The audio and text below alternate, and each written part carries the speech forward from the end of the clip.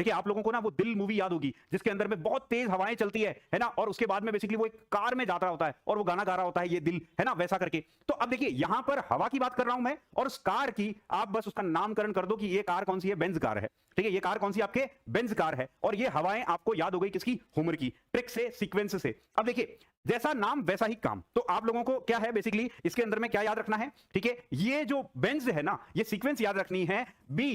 E N और Z,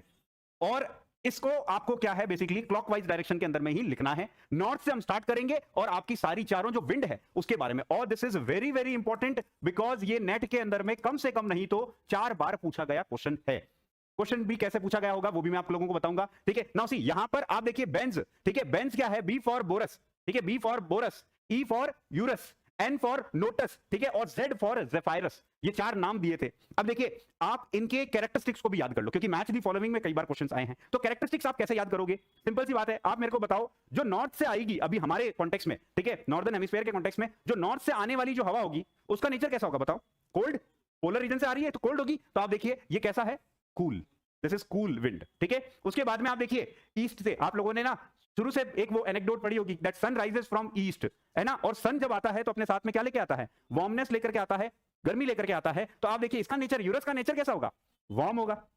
अब आप देखिए हमारे इंडिया के अंदर में जब साउथ से विंड आती हैं, समर्स के दौरान आती हैं, साउथ वेस्ट मानसून के रूप में आती हैं, तो आप देखिए वो क्या है, तूफान भी लेकर के आती है, ठीक है, वो आपके स्टॉर्म्स भी लेकर के आती है, और एस का तो मतलब ही है देखो साउथ से आ रही है, और एस फॉर स्टॉर्मी, तो आपको यही याद रखना है, एडवांसिंग स्टॉर्म वेट होती है क्योंकि बारिश लेकर के आती हैं, और वो वायलेंट भी होती हैं यानी कि वो स्टॉर्मी भी होती हैं। तो नोटिस का नेचर पता चल गया आपको, लेकिन आपको याद रखना क्या है, पहले तो इसको सीक्वेंस में लिखना है बेंज, उसके बाद आपको इनके डायरेक्शन के अकॉर्डिंग नेचर। अब देखिए वेस्ट की तरफ जो है, वेस्ट की तरफ आपके क्या है, ड्रेडेड, बामी और गेल फोर्स से बहने वाली जो है विंड होगी। आपको 3 के नेचर याद हो गए, तीसरा चौथे का नेचर अपने आप जो है बच जाएगा और वो आपको याद हो जाएगा। ठीक है, ये जेफायरस है। अब देखो इसी को आपको ना टेबल के फॉर्मेट में जैसे क्वेश्चन पूछता है एग्जैक्टली इसी तरीके से क्वेश्चन पूछा गया है। ठीक है,